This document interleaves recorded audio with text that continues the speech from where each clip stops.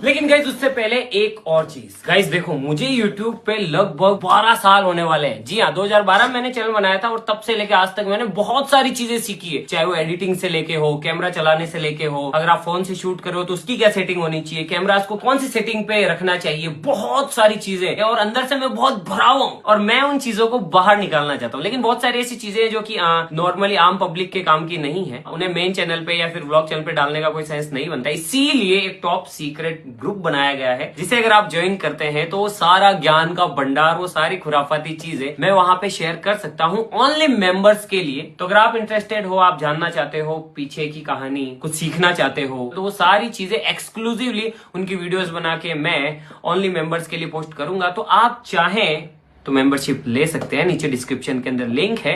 बाकी तो सारी चीजें चलती रहेगी। चलो अब दिखाते हैं कैमरा, आ जाओ। तो गाइस अब दिखाता हूं मैं आपको हमारा पिटारा।